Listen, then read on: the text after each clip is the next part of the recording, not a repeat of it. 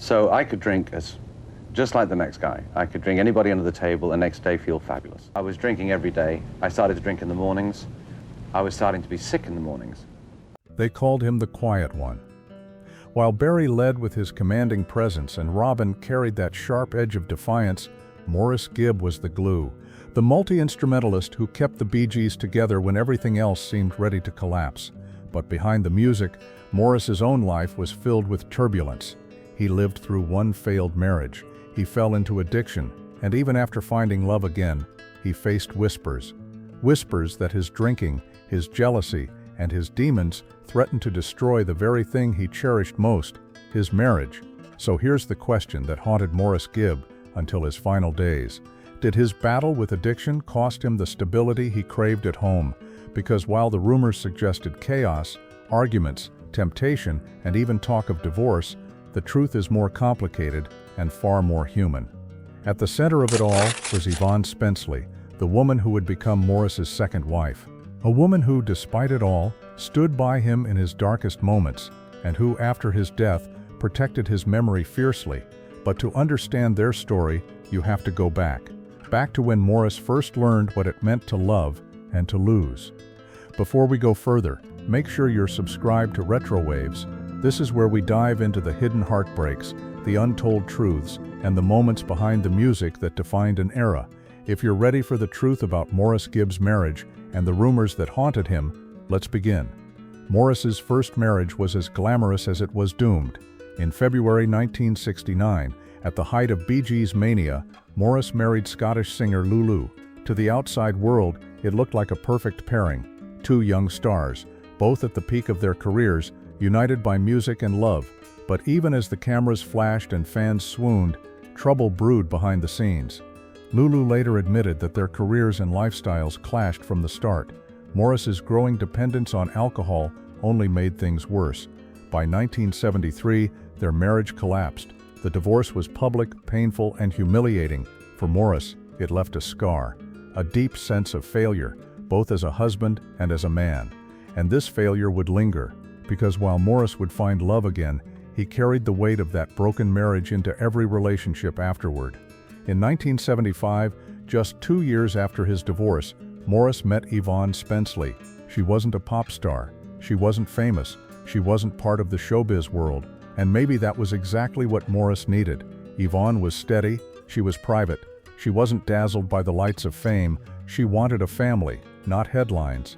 The two married in 1975, and for a while, things looked different. Together, they welcomed 2 children, Adam and Samantha. For Maurice, this was his second chance, the opportunity to build a home, to be the husband and father he hadn't been before. But old habits die hard, and soon whispers began. By the late 1970s and into the 1980s, Maurice's drinking was becoming impossible to ignore. Bandmates noticed it, friends noticed it, and the press picked up the scent. Some claimed that Yvonne had nearly left him during this period. Others said their marriage was held together by fragile threads, that Maurice's jealousy and volatility pushed them to the brink. No one could say for sure what happened behind closed doors, but the rumors were relentless, and for Maurice, they added fuel to the fire. Not only was he battling his own demons, he was now fighting to keep the one person who had given him stability. The world saw a Bee Gee on stage, smiling, harmonizing, playing with effortless charm. But Yvonne saw something else. She saw a man unraveling, and she had to decide whether she could stand by him or walk away. From the outside, Maurice Gibb's second marriage looked like redemption, a quiet home life, 2 children, a wife who preferred privacy over headlines. But the reality was far more complicated. Maurice had always been the Bee Gee most vulnerable to excess. Where Robin and Barry often clashed over ego and direction, Maurice's enemy wasn't conflict, it was the bottle. By the late 1970s, as the Bee Gees were soaring into superstardom with Saturday Night Fever, Maurice was sinking deeper into alcohol dependency. His charm made him the life of the party, but when the parties ended, he was left with a gnawing emptiness. Alcohol became his escape, and sometimes his downfall. People close to the family whispered that Yvonne endured nights of unpredictability. One moment, Maurice could be playful and affectionate, the next, moody and distant. Rumors spread that his drinking led to jealous arguments, with accusations and tempers flaring inside the Gibb household. The most persistent rumor during these years was simple and devastating, that Yvonne had reached her breaking point. Some reports claimed she considered leaving Maurice more than once.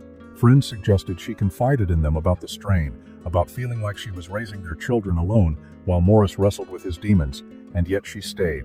Why? Some believe it was love, a deep recognition that beneath the chaos, Maurice was a kind, gentle soul who simply couldn't fight his demons alone. Others say it was loyalty, that she was determined to protect her family, even at great personal cost. But the truth is this: only Yvonne knows why she didn't walk away, and by staying, she became not just Maurice's wife, but his anchor.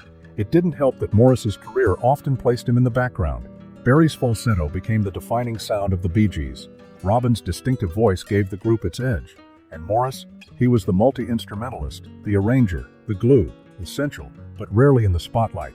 Some said this lack of recognition fed his drinking, that every time his brothers clashed in the headlines, Maurice drowned his frustrations in private. Yvonne bore the weight of that shadow.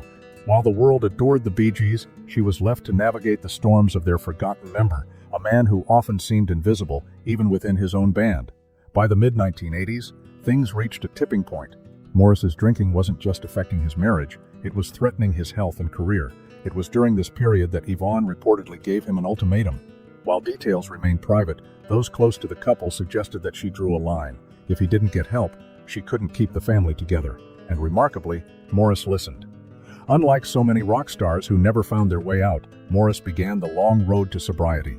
It wasn't quick, and it wasn't easy, but Yvonne's support was critical. This was the turning point, the moment when the rumors of collapse gave way to a quieter truth, that Yvonne's presence might have saved his life, but staying came with a cost.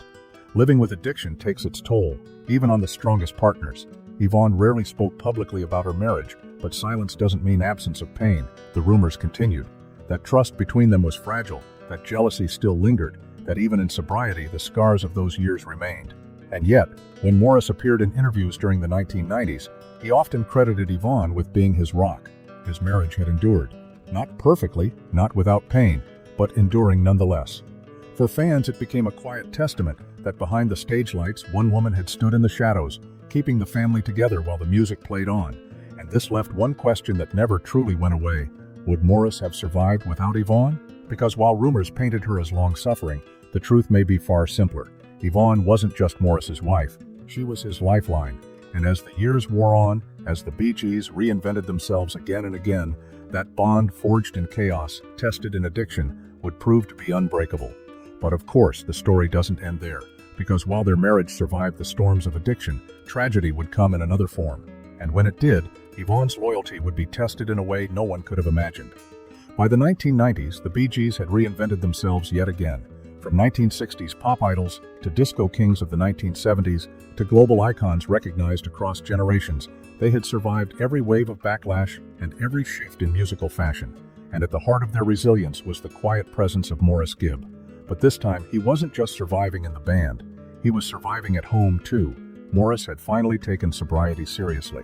His drinking, once a destructive force, was no longer the center of his world. And though the scars remained, Yvonne stood beside him. Their marriage, once marked by whispers of collapse, settled into something quieter, steadier. Maurice began to speak openly in interviews about the importance of family. He described his children, Adam and Samantha, as his greatest pride. It was a new Maurice, not just the fun-loving, slightly mischievous Bee Gee, but a man who had fought for peace in his personal life. And Yvonne was still there. Some called her his savior, others simply called her loyal. But in truth, she was both. While fame pulled Barry and Robin into the spotlight, Maurice was happiest at home. He coached soccer for his kids. He spent time painting, playing with his dogs, and avoiding the flash of celebrity life whenever he could. For Yvonne, this was the life she had wanted all along. A private home, a family shielded from the glare of the media. And yet, even in these calmer years, the rumors never fully stopped. There were always whispers that scars of the past lingered. That while Maurice had conquered his addiction, trust between him and Yvonne was never entirely unbroken. But there was no public scandal, no divorce, no bitter ending. Instead, there was endurance, a love that had been battered, questioned, and scarred, but that still remained. The late 1990s saw the Bee Gees honored as living legends. Their one-night-only concert in Las Vegas in 1997 showcased them at their peak once more, with Maurice smiling, confident, sober, holding his place on stage with pride. Behind that smile was the stability Yvonne had helped him reclaim. In interviews around this time, Maurice was often self-deprecating, joking about being the quiet one or the middle Gibb. But when he spoke of his family, his words were sincere. Yvonne rarely appeared in the public eye, but her influence was everywhere. Then came 2003. Maurice entered a Miami hospital for emergency surgery to correct an intestinal blockage. What was supposed to be a routine procedure turned tragic. He suffered a cardiac arrest during surgery and died suddenly at the age of 53. The news stunned the world. For Barry and Robin, it was the unimaginable, the loss of the brother who had held them together for decades. But for Yvonne, it was something even more personal. She had stood by him through addiction, through the rumors of collapse, through the years of uncertainty, and just when they had found a measure of peace, he was gone. In the days after Maurice's death, Yvonne was described by friends as devastated but composed. She refused to let gossip or speculation overshadow her husband's legacy. While the tabloids circled, searching for stories about chaos, about relapse, about family tensions, Yvonne drew a line in the sand. She guarded Maurice's memory, protecting both their children and the image of the man she had known. Whatever the whispers had once been, she would not let them define him. And this is where the rumors, the drinking, the jealousy, the conflict meet their twist, because the truth is undeniable. Through it all, Yvonne stayed. She stayed when others might have left. She stayed when the world whispered that the marriage was finished. She stayed through addiction, recovery, and ultimately loss. And in staying, she gave Maurice the one thing he had craved his entire life: stability at home. The boy from Manchester, who had risen to global fame, who had fought demons in the shadows of stardom, had finally found it. And when it was gone, Yvonne was the one left to carry it forward. Today, Maurice's legacy is remembered not just through the Bee Gees' music, but through the quiet testimony of his family. His children have pursued creative lives. His fans continue to honor his contributions, and Yvonne remains a private figure, still protecting the man she loved from being reduced to rumor. It is the ultimate contradiction, a marriage whispered about as fragile, yet one that outlasted every storm. Maurice's case, it endured, right until the very end.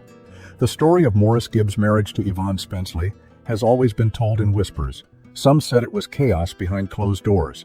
Others painted Yvonne as a long-suffering wife, staying with a man who couldn't conquer his demons. But the truth is rarely so simple. The rumors were constant that Maurice's drinking nearly destroyed his marriage, that Yvonne thought of leaving, that jealousy and conflict haunted their relationship. Some of this may be true. Addiction always leaves scars. But the reality is this: Maurice and Yvonne remained together for nearly 3 decades. They raised children. They built a private life away from the spotlight. And when Maurice finally overcame his battles, Yvonne was right there.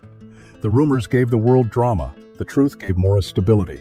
After his sudden death in 2003, Yvonne made a choice. She could have told her side of the story, confirmed or denied the whispers, fed the tabloids what they wanted. But she didn't. She stayed silent. Not out of weakness, but out of loyalty. Her silence spoke louder than any gossip. It was her way of saying that Maurice's story belonged not to rumor, but to the family who loved him. Of course, silence comes at a price. Fans never got the inside details.